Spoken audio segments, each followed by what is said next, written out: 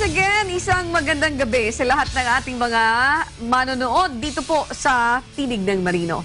Ngayong gabi, muli, isa pong discussion ng ating pag-uusapan. And with me, kasama ko pa rin si Engineer Nelson Ramirez. Engineer, magandang gabi po muli sa iyo. Yeah, magandang gabi sa iyo, Ann, at magandang gabi naman sa lahat ng ating mga viewers. Meron tayong masasabi nating medyo magandang balita mula sa Europe. Ba, ganda naman ang sinabi mo, medyo magandang balita.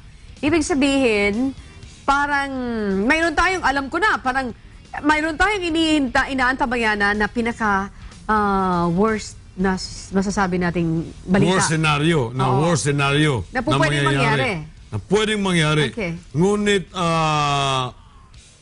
nagkakaroon ngayon ng liwanag, parang liwanag. Wow. Is that the reason at the end of the tunnel. Okay, is that the reason kung bakit may konting ngiti sa iyong mga labi, Engineer? Ayan. Yan. Oo. Pero si Engineer, tingnan mo, hanggang ngayon, kahit na mag-isa lang siya sa laban, nandun pa rin siya. And what is this all about? Ano yun? Yung pag-usapan natin dito sa Tinig ng Marino. Yeah, it is about the banning of the Filipino seafarers who are on board the European-owned vessels. Ng mga 80,000 ito sila, ka mga marinong Pilipino na nandyan sa mga European-owned vessels. At maaring by June, yan ang na-expect natin, pababain na sila, isa-isa na sila bababain dahil hindi nga tayo nag-comply sa mga requirements na nire-require ng European Maritime Safety Agency. Okay, the good news there ay ang pag-uusapan namin ngayong gabi dito sa Tinig ng Marino, Engineer. I think, umpisahan na natin yan, Engineer. Naalala ko kasi last Tuesday, nagkaroon kami ng pagkakataon na yung mismong shed director ay naging panauhin namin. And I asked that question, what happened, but mayroon tayong mga eskwelahan, mga maritime school na mukhang substandard.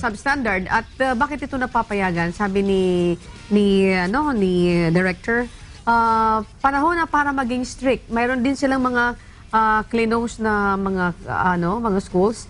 And maybe, Engineer, isa yan sa mga gusto natin maipabatid sa ating mga kababayan.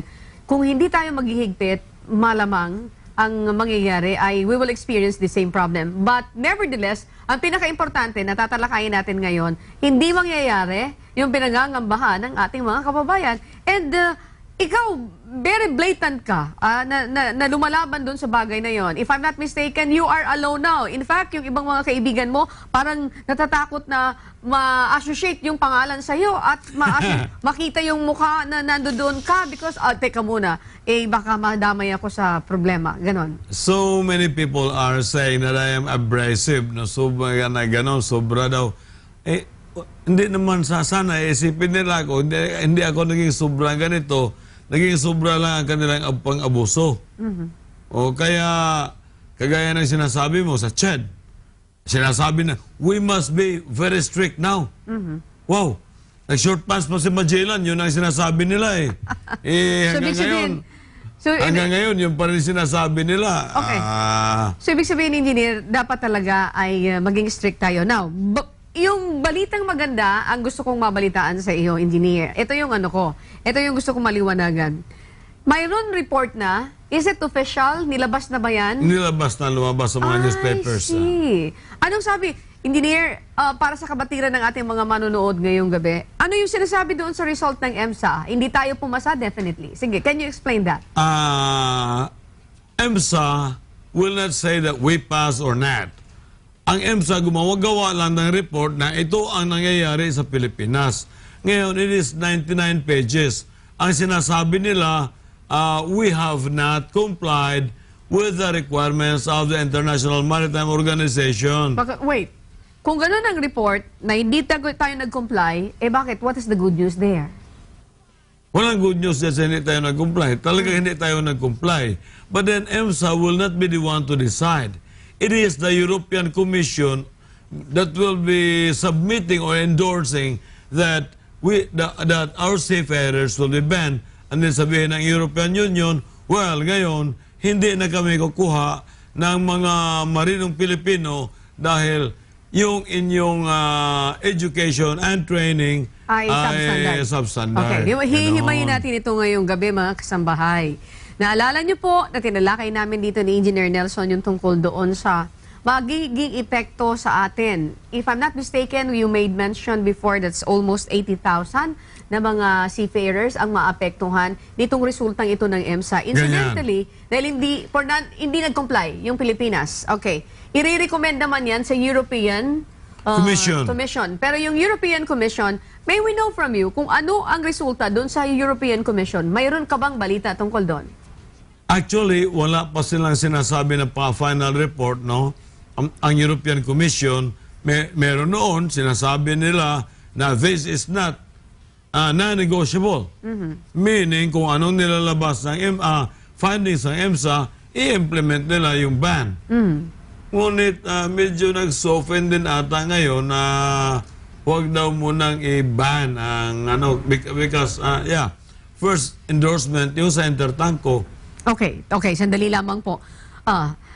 I think this is a good news na, Engineer Nelson. Yeah, this is a good news. Balita. Kahit hindi nakapag-comply ang Pilipinas doon sa hinihingi ng EMSA, okay, hindi tayo, ang report ng EMSA, hindi tayo nag-comply, pero isa sa mga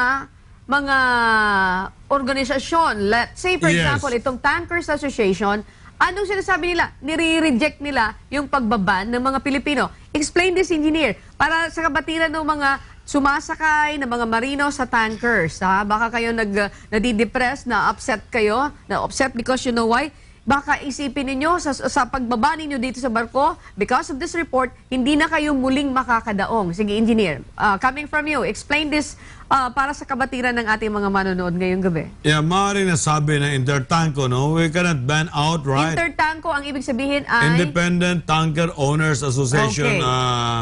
Owners Association ng Europe, no? Okay, ano sinasabi po?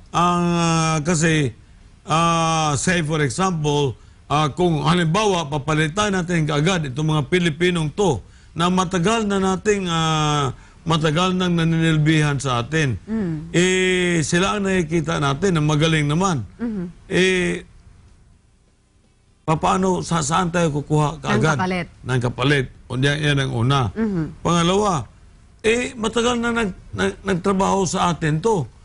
Proven and tested na to na magaling. Bakit papalitan ko na hindi ko pa alam? Okay. That could be the reason. So yan ang rason kung bakit association ito ng mga Tanker owners. Tanker owners. Aba, ilan kaya naglalayag ng mga tanker sa buong mundo? Marami. So ibig sabihin, yung mga seafarers na nariyan sa tanker, wala pala kayong dapat ipaglala kahit na papano, nire-reject naman itong International Tanker Association na kayo po ay iban. Yeah. Okay. Engineer, what about the luxury liners? Pag sinabi natin mga luxury liners, ito yung mga barko na parang, anong tawag dito, Engineer? Yung mga, halimbawa, gusto mo maglayag, mamasyal. Mga turista yung mga nandyan. Umikot ka sa Caribbean, umikot ka sa Europe, umikot ka ng North. Yes. Sa North during summertime. Okay, maglayag ka sa mga lugar, sa iba't ibang mga panig ng mundo. Mayroong iba naman na Asia naman ang nila, biyahe. Okay. Katulad ng mga ibang mga barko na luxury liner na pupunta dito sa Manila ngayon. Yes, yung mga cruise ship na nagpupunta na dito sa Boracay, mga ganyan. Yung ba, wala rin silang dapat na ipangamba? Kasama na rin yan sila. Kasi yung pag sinabi nating European-owned vessels, lahat ng yung Royal Caribbean Cruise cruise ship, no? Kaya yung Norwegian cruise liners. Panamanian, although yung iba, Panamanian flag na, or Liberian flag yan, pero yung mga owners ay mga European din. Okay, so ibig sabihin, manangangahulugan na sila din ay hindi sila papayag na maban yung mga Pilipino na umakyat muli sa barko kahit na mayroon tayong deficiency. Yeah, kasi maaaring nasabi nila, okay, ang eskwelahan, maraming eskwelahan sa Pilipinas na substandard. Maraming training center na substandard. May mga fake na certificates. Pero yung mga marino namin na nandito sa barko, na nandito na ilang taon, ay talaga namang magagaling. Okay. Bakit namin pababayin ito? Okay. Pero ito yung pinangangambahan mo, Engineer Nelson. Yeah. That's why you keep on fighting up to the extent that some of your friends, I don't know if they leave you already or they're just there habang mainit pa yung issue. When we come back, pag-usapan po natin yan.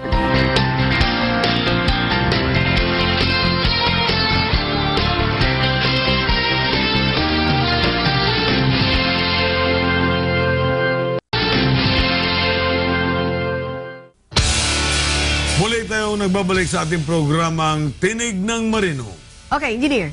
Oh, balikan natin. Ikaw, napaka-aggressive mo. Fighting for this issue. Okay. Ngayon, eto na. Hindi naman pala tayo dapat na mangamba. Nagkaroon ka patuloy ng kaaway. Naaway mo pa ngayon si Mejia. Dati yung kaibigan. Oh. Ganito kasi. Hindi ka pa pwedeng tumahimik na lang dito sa Ang usapin. pinaglalaban ko, simulat sa poll na natayo ang United Filipino Seafarers, ay ganun pa rin hanggang ngayon So, ibig sabihin, Pinaglalaban lang natin yung tama. Ngayon, sabihin natin na, oy, may magandang news na, no? Hindi ito tuloy yung ban ng mga Filipino seafarers sa mga European-owned vessels. Oy, hindi naman yan lang ang problema. Ang problema natin sa Simasbuk, sa Marina, nandyan pa rin. Okay. Ang problema ng mga marino sa kanilang certificate of proficiency ay lumalala pa rin, no? so ibig sabihin, you cannot keep quiet. Because these are valid, ito yung mga validing These are concerns. valid sa ating issues yes. na problema ng mga seaman. At saka, sinasabi natin, yung mga eskwelahan ng substandard ay nandyan pa rin. At pinagbibigyan pa rin ng Commission on Higher Education. Okay, baka naman talaga. At Marina. Okay, engineer, dito sa usaping ito, ibig sabihin, gumawa ng move si Administrator Mejia na baka sinausap niya na yung European Union na sinabi, wag niyo kaming iban. So, ibig sabihin, wag tayong mag-alala. Gagawa namin ito ng paraan. Hindi ka ba naniniwala na pati yung tungkol doon sa non-issuance ng mga seafarers, Seaman's Book ay magagawa niya ng paraan? Yan, of course, sasabihin na may kiusap siya, pero mayroong mga puerto sa buong mundo na stricto sila, mainit sila sa mga marinong Pilipino, maaari nilang mumultahan yung barko. Okay, so meaning to say, Ang akin lang you kasi, cannot no? keep quiet because of this issue. Ang akin lang kasi, gawin lang natin yung tama. Bakit ba talaga gagawa tayo ng mali, pagkatapos gagawa tayo ng katuwiran na ito lang dapat gagawin natin? Hindi. Okay. Gawin lang natin yung tama. Hindi na ako mag-iingay. Okay. May pag-asa ba na magbigay ng extension ng European Union dito po sa nasabing, hindi naman tayo ban. Maaring ganito nga, di ba, na nabanggit din natin dito sa usapan natin, no? Sa ating mga usapin, na ang European Union ay nagpagawa ng survey sa devastation ng Typhoon Haiyan sa ating bansa at ilang marino, pamilya ng mga marino ang napinsala doon sa Typhoon Haiyan or Typhoon Yolanda kung tinatawag dito sa atin. Gumawa din tayo ng report at isinabit natin yan sa European Union. So maaring sabihin ng European Union, hindi namin ituloy itong aming pagban ng mga marinong Pilipino. Kasi maaring tatawagin na kami ng mga sobra naman kami yung pagkasadista. Sobrang pagkasadista ang mga European ship owners o European Union na ito na nga, tinamaan na nga, hinagupit na nga ng bagyo. Tinuluyan pa natin sila, no? Pero engineer, kung titingnan mo naman sa isang banda, talagang it's hard for them to do this, to ban the Filipino seafarers. Where will you get the replacement? Imagine, kung yan ay 80,000, where will you get that? It's not that easy to look for a replacement. Kumuha ka sa Indonesia, kumuha ka sa Korea. Tingnan mo, speaking of Korea, nangyari sa Korea, yung isang barko doon, Dumaob, may namatay na mga dahil mayat yung sa daan. kapitan ay on vacation, nagpapalit siya. Pinapalitan niya ng isang kapitan because yung isang kapitan na talagang naka-duty doon ay nagbakasyon. So, ibig sabihin, hindi rin sila masyadong, I don't know kung tama yung sinasabihin ko, pardon my word, pero magagaling talaga yung mga Pilipinong marino. Wala kang kukuha ng kapalit. Saan ka kukuha ng kapalit? Ang mapagkunan lang maaari sa China, sa India, sa Pakistan, Indonesia. sa Vietnam, sa Indonesia, sa Myanmar, no? Okay, but question. Pero hindi yung very abrupt na alisin mo yun, may kapalit ka kaagad. So, ibig sabihin, Mahirap. pwedeng mapunan, pero hindi mo magagawa na abrupt. Not overnight. Okay. Hindi ganyan kadali. Ngayon ba, engineer, ano ba ang maaring gawin ng European Maritime Safety Agency sa ating mga eskwelahan?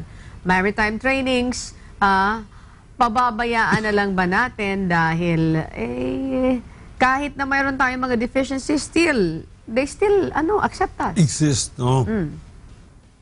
Mag-monitor pa rin continuously ang European Maritime Agency. Mag-monitor. And then, ang ating maritime administrator has to submit a report quarterly kung ano ang mga milestone na nagagawa natin. Okay.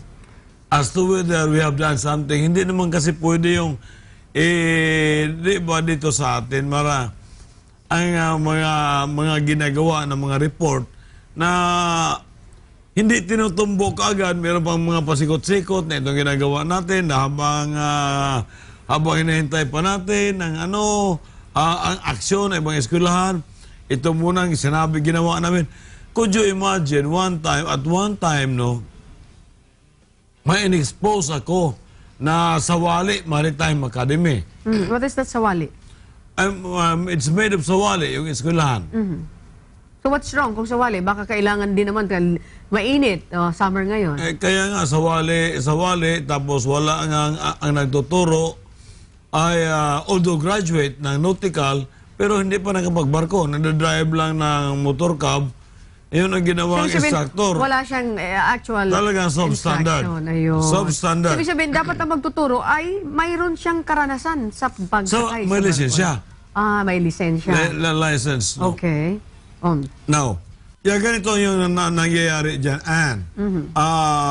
Sumulat ako sa Commission on Higher Education kung itong eskwelahan na to ay accredited ba ng CHED Okay. or hindi. Okay. And they could have answered me in one word. Hindi. Di tapos, Okay. sinagot ako. 5 pages yung kanilang sagot. Walang sinabing hindi, walang sinabing oo. Okay. Yun na nga, talagang, Baka naman engineer, talagang maaasar ka lang. baka naman maaasar ka lang. yung CHED ay Ang akin, yun din ang ginawa nila sa EMSA. Kasi nag-conduct dito ng assessment ng EMSA, sinabihan sila, ito ang nakita namin non-conformities at ang sagot nila sa EMSA ay isang metro ang kapal. ang kapal ng kaya So, nagagalit tuloy yung yung EMSA. question mo is answerable by yes or no. Yeah. Kung hindi siya accredited, ang CHED sasabihin, no, it's not accredited. Yeah. Kung accredited, yes, it's accredited. But they answered me with 5 pages. Okay. Sa ngayon, engineer, kung ako ang mag-summarize nitong sitwasyon, mukhang mayroon tayong nakikitang liwanag dito sa puntong ito. Because the word na dapat gamitin dito is parang naging considerate yung European Union. Yeah, ganun. Naging considerate sa mga Pilipino, nakita nila, hindi nila iniligay sa isang tabi ang usapin na ang mga Pilipino ay talagang magagaling. Di ba? Yeah. Magagaling ang mga Pilipino at kung papalitan mo ito ng basta-basta, baka naman malagay sa alanganin, sa kanilang mga tingit barko. Yes, Yeah. oo. So, ayan ang nakikita kong positibong Kasi, nangyari dito. Through the years, no? Ako, ilang taon din akong sumakay ng mga European vessels. Nakikita naman nila na mga Pilipino na nagtatrabaho sa mga European vessels ay talagang magaling naman. Okay. Proven and tested na magaling. Ngayon, kukuha ako ng isang nasyonal na hindi ko pa alam kung ano talaga ang capability, no? Okay. When we come back, mga kasambahay, tatanungin natin si Engineer, what are your plans? Ano bang plano ninyo? Maganda ang balita natin na sa kabila ng pagresulta ng ginawa ng EMSA, hindi po na-ban yung mga Filipino seafarers abroad. Hindi po na-ban yung mga Pilipino. When we come back, sasagutin po yan Engineer Nelson Ramírez.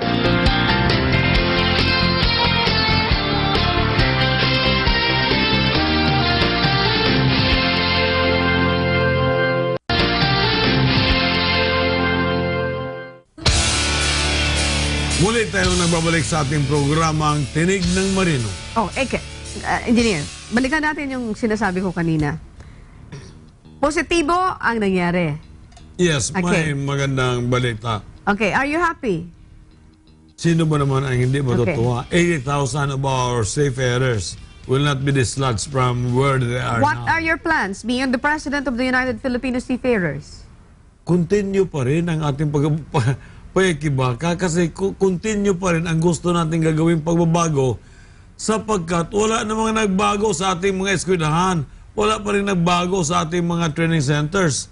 Marami pa rin ang substandard. Now, kung sasabihin nila ito ang mga training centers na substandard at ito ang nagawa, binago na nila, ito ang sinirahan namin dahil hindi talaga kayang baguhin, then I will be happy. Thank you for being transparent, Engineer Nelson. You made mention to me off-air na mayroon mga kumakausap sa iyo, may mga parang sinasabi na ceasefire muna. But still, naninindigan ba kayo na you cannot keep quiet? This is a fight for the welfare of our seafarers. Yeah, this is the very reason why United Filipino Seafarers was organized. It is to protect the welfare of the Filipino seafarers, to enhance the knowledge of the Filipino seafarers, no? The training also of the Filipino seafarers. So, yan ba wala na tayong problema? Ayos na ba ang ating maritime education and training? Hindi pa naman. Hindi pa naman.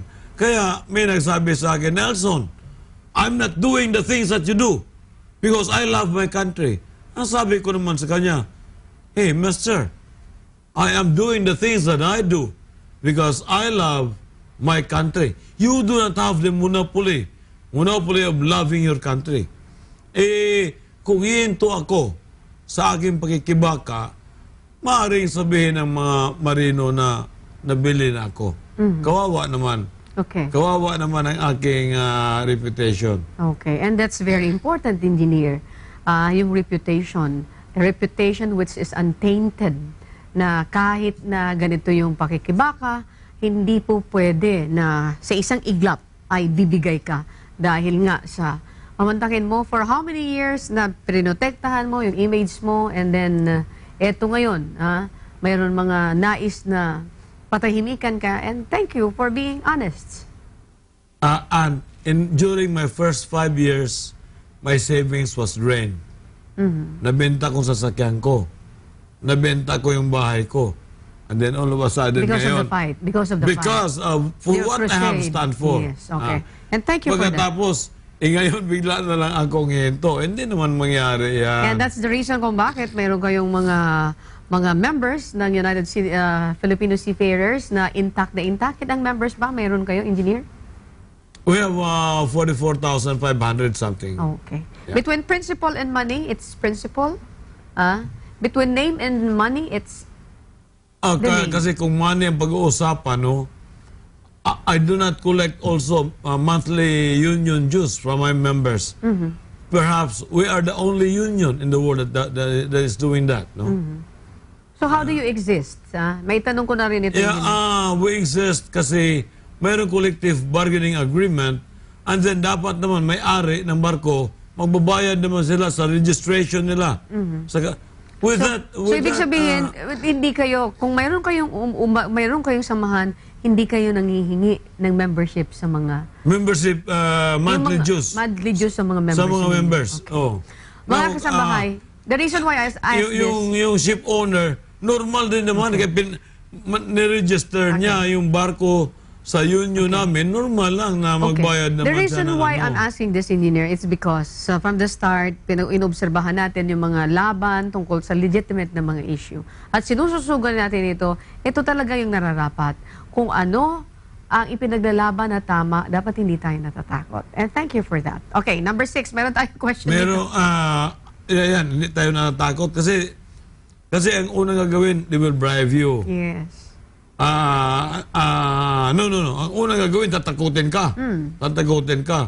So, yung iba nga natin mga guest dito, nagtitext sa akin, Sir, wala ka ba natatanggap ng death threat ngayon? Kasi ako naman natatanggap na ako. Natatawa na lang ako sa kanila. Sabi ko sa kanila, I am the one who is very vocal. ay guest lang kita sa programa ko.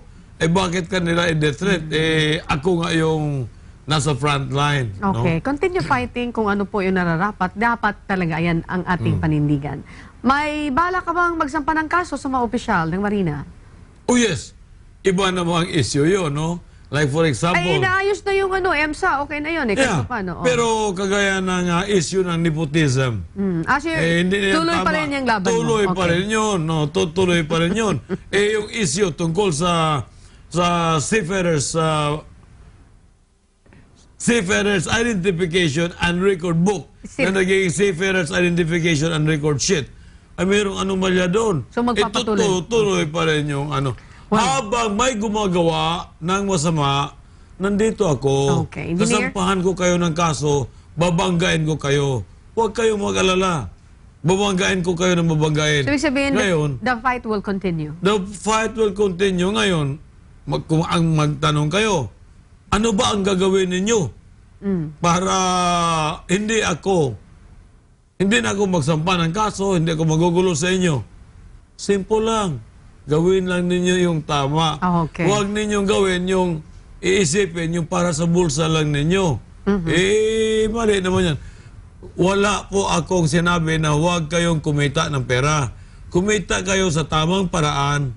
At sa Mabuhay kayo, dapat mabuhay din kayo. Sa mabuting Pero kung paraan. gumawa kayo ng mali, ay pupunahin ko kayo, sasampahan ko kayo. Parang binubuwis mo na yung buhay mo dito, Engineer Nelson. Ano na nandito na ako. I've been here for the last 40 years, 20 years. Sabi sabihin, dito mo gugugulin ang huling patak ng dugo mo. Okay, parang pala pelikula. Okay, with that, Engineer, sa ating mga nanonood ngayong gabi, your message po muli sa ating mga kababayan, partikularmente ang mga pamilya ng Filipino seafarers. Ito lang masasabi ko sa ating mga marino. Ang laban ay patuloy habang may gumagawa ng hindi maganda sa ating industriya. Huwag kayong mag-alala, kahit na palagi niyong sinasabi, Sir, nandito kami sa likod ko. Sa likod ko raw. Dapat sarap Ano nga naman problema nga, ako palagi nasa harapan, ako palagi tinatamaan. Okay. Kailangan ako nasa yung harap naman front sila. line. But then, I would also say this, no? A general must be there in the battlefield. Hindi yung, kung ikaw yung general, nagtatago ka lang, paupo-upo ka lang doon sa lamesa mo, at pakuya-kuya-kuya ka lang, no? Kailangan nandoon ka. Sa laban, If sa you field. if you want to lead your men, you must be there in front. Ikaw talagang mag-lead, no? Okay. Engineer, thank you for that. Maraming salamat. Sa ating mga kasambahay, iyan po ang kabuuan ng discussion natin dito sa Tinig ng Marino. But stand by, in just a few minutes, sasa inyo naman po ang kaligtasan at kalusugan. Pag-uusapan natin ang tungkol sa chemical safety.